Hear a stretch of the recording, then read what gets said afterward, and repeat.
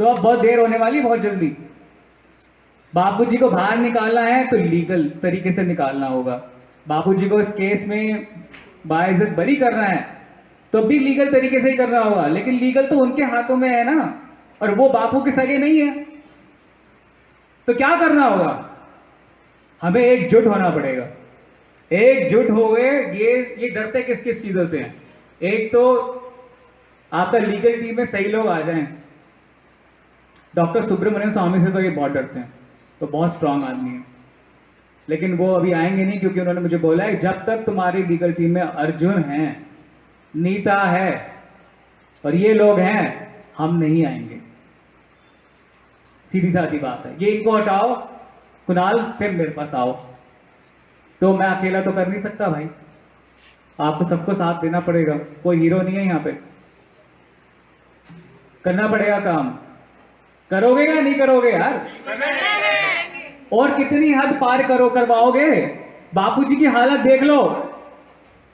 पिछले महीने मई में एक आदमी है नॉन साधक, उसने बापूजी को स्ट्रेचर में उठाया था, सब कुछ कर लिया। मैं उसके पास गया, मैंने कहा यार बापूजी की हालत कैसी थी? मैं तो देख भी नहीं पाया। बोलता हमें तो लग रहा है 2 से 4 दिन से ज्यादा नहीं जी पाएंगे। अबे इतनी हालत खराब हो गई, कोई और होता तो आज हमारे बीच में ही नहीं होता। ये लोग कहते हैं कि बापू शरीर नहीं है, भैया हमारे लिए तो बापू ही शरीर है और बापू ही सब कुछ है। जिनके आश्रम में रह रहे हो वो भी बापू ही है, जिनका खा रहे हो वो भी बापू का ही शरीर का ही खा रहे हो, दीक्षा भी बापू से ली, माला भी बापू की करते हो, आज्ञा भी बापू की मानते हो, फिर कहते हो बापू का शरीर ही तो है और क्या है। इतने बेवकूफ बना रहे हैं हमें ये लोग, हद भी हो गई। कब तक चलते रहेगा ड्रामा? करना है तो करो, वरना घर में बैठो। ये अपने आप से वादा करना पड़ेगा, कमिटमेंट करनी पड़ेगी। ये एक धार्मिक लड़ाई हमारे सामने आ गई है।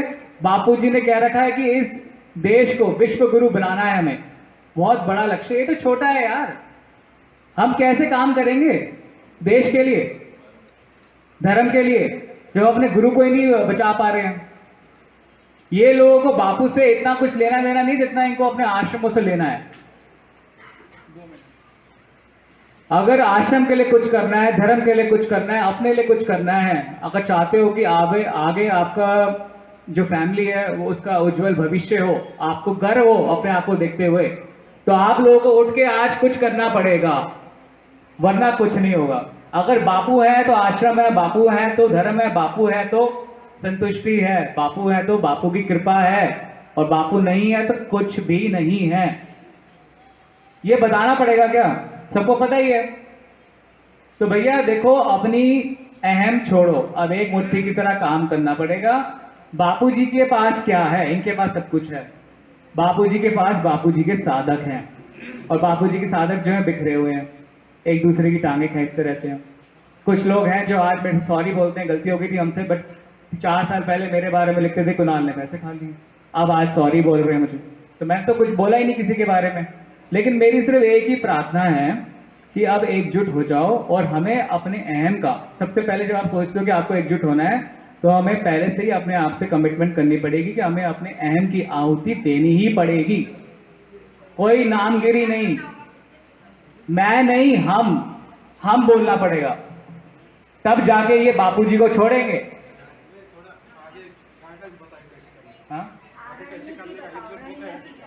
देखिए, हमें सही लोगों को सपोर्ट करना है और खुद आपस में संगठित रहना है, और कोई लीला पीला नहीं, ये कोई लीला नहीं है। बापू ने आज तक मुझसे एक बारी भी नहीं कहा कि लीला है ये मेरी।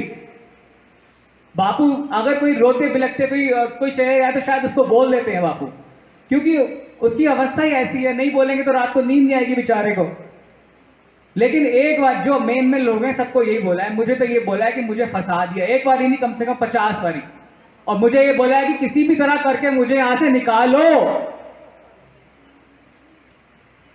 बापू अपने लिए कुछ नहीं करेंगे। आज भी इस जेल के अंदर रोज चमत्कार होते हैं। ये पुलिस वाले जो आपको डंडे मारते हैं, पीछे से बापूजी के पैरों में गिरे हुए होते हैं कि संत हैं, अपनी माँ को मिलवा रहे हैं, अपने बच्चे को मिलवा रहे हैं, अपनी बीवी को मिलवा रहे हैं, अपनी सास को मिलवा रहे हैं कि बापूजी आशीर्वाद दे दो। वही जो आगे क्या नाम है खड़े होते हैं, लेकिन बापू अपने लिए कुछ करेंगे ही नहीं। बापू ने बोला हुआ है कि मेरे बच्चे ही मेरे लिए कुछ करेंगे, और बच्चे तो अपने घरों में बैठे हुए हैं, एसीओ में बैठे हुए हैं। यहाँ की गर्मी कभी देखी है?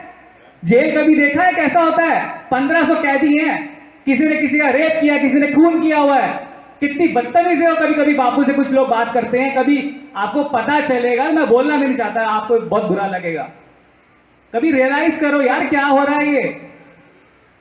डॉक्टर राघवन ने अभी की रिपोर्ट है, 7 दिन पहले, बपन को पता है, रोज गए अंदर, उन्होंने कहा है भैया बचा लो, अपने बापू को बचा सकते हो, कोई बचाने नहीं आएगा, कोई पॉलिटिकल पार्टी बचाने नहीं आएगी, कोई कुछ करने नहीं आएगा, ना हिंदू आएगा, ना मुसलमान आएगा, ना सिख आएगा, ना ईसाई आएगा।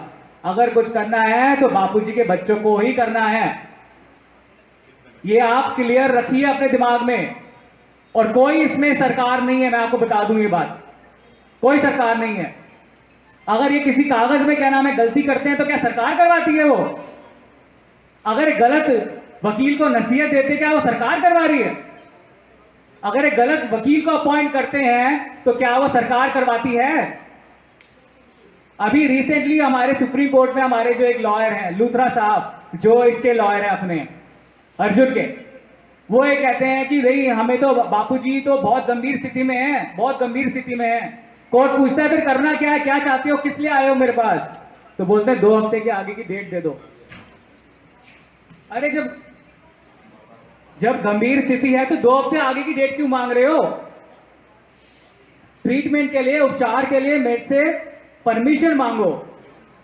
वो जो कोर्ट थी उसके अंदर जज था वही उल्टा पड़ गया हमारे उसके ऊपर, लॉयर के ऊपर, कि तुम कैसी उल्टी बातें कर रहे हो कि हमारे बापूजी तो बहुत गंभीर है और कह रहे 2 हफ्ते के आगे की डेट दे दो। अरे भाई सीधी सादी बात है, वहां पे पूछ रहा है क्या करना है तो तुम्हें बोलना है ना कि बापूजी के लिए हमें रिलीफ चाहिए ट्रीटमेंट के लिए, लेकिन ये नहीं मांग रहे ये लोग। लेकिन आप लोगों को पता ही नहीं है क्या हो रहा है अंदर खाते। जब कुछ गलत कर देंगे तो कह देंगे सरकार पीछे पड़ी हुई है। सरकार क्यों पीछे पड़ेगी भैया हमारे, ये तो बताओ। संजीव पूना लेकर जी आते हैं, धर्मराज जी आते हैं, तब सरकार को कुछ नहीं होता, सरकार हमारे साथ में आ जाती है क्योंकि कोर्ट का रिजल्ट है वो पॉजिटिव आता है। जब ये आगे आते हैं सरकार हमारे अगेंस्ट हो जाती है। मेरे को तो ये लगता है इस पूरी सरकार को पता है ये अपने गुरु के बच्चे हैं और गुरु को ही फंसा रहे हैं, तो सरकार भी इनके साथ नहीं है। हमारे पास सही वकील हैं, सब सपोर्ट करो, एकजुट हो जाओ और सही वकीलों को सपोर्ट करो और बापू की स्ट्रेंथ बनो, बापू की स्ट्रेंथ बनो। बापू ने अभी क्या बोला है, जागृति आ रही है, इसका मतलब हम सही ट्रैक में हैं, सही ट्रैक में हैं हम। गालियां मत दो किसी को, अपना काम करो। बेचारा एक आश्रमवासी है, वो कभी जोधपुर नहीं आया, लेकिन वो केस के बारे में बता रहा है आपको। किससे पूछ के बता रहा है? ये देते हैं उसको इंफॉर्मेशन। यहां सारी इंफॉर्मेशन प्रसारित होती है जोधपुर से अहमदाबाद, और अहमदाबाद में इन्होंने अपना लीगल जो है एक सेंटर बना रखा है जो फेक है, बापू के लिए काम नहीं करता ढंग से वो। अगर मेरी बात झूठी लग रही है तो ऑर्डर उठा के देख लो सारे कोर्ट के 8 साल से। इन्होंने पूरी सोशल मीडिया अपने हाथ में कर रखी है, क्यों? क्योंकि वो तुम्हारे दिमाग में कंट्रोल कर सके, अपना विश्वास बिठा के। इनका मोडस ऑपरेंडी ऐसी है कि बहुत ही अच्छी तरह विश्वास पहले बिठाते हैं और उसके बाद उसमें जहर मिलाते हैं। फॉर एग्जाम्पल, किसी को अगर किसी के खाने में जहर मिलाना हो तो पहले उसको विश्वास जीतना होगा ताकि वो आपके हाथ से खाने की थाली ले ले और उसी में वो जहर मिलाए और उसको मार दे। तो पहले ये विश्वास जगाते हैं लोग कि हम तुम्हारे साथ हैं, हम गुरु आज्ञा में, हम आश्रम में रहते हैं, हम कैसे बापू के अगेंस्ट हो सकते हैं। और आप विश्वास कर लेते हो, उसी में ये आपको 1-2 बातें, 10 बातें ठीक बताएंगे, 2 बातों में आगे पीछे कर देंगे। तो मेरी आप लोगों से ये प्रार्थना है कि इनकी बातों में ना आए। ये खुद से ही कहते हैं कि हम इस संसार के नहीं हैं, ये दूसरे संसार के प्राणी हैं। तो इस संसार में तो हम हैं, हम संसारी हैं, तो हमें संसार के कोर्ट में जाके आप काम करना पड़ेगा और सही लोगों को सपोर्ट करना पड़ेगा, अनकंडीशनली सपोर्ट करना पड़ेगा, किसी की बातों में नहीं आएंगे। मेरी आपसे बस ये प्रार्थना है, सही लोगों को सपोर्ट कीजिए और एकजुट हो जाइए। इसी से ही बापूजी की स्ट्रेंथ बनेगी और इसी से ही बापूजी के पास एक दूसरा ऑप्शन तैयार हो पाएगा ताकि बापू उसको, अर्जुन को हटा सके। हरिओम।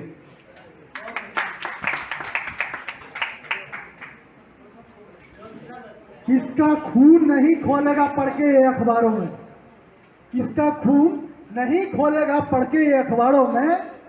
शेर को पिंजरे में बंद करवा दिया मिलके चंद गद्दारों ने।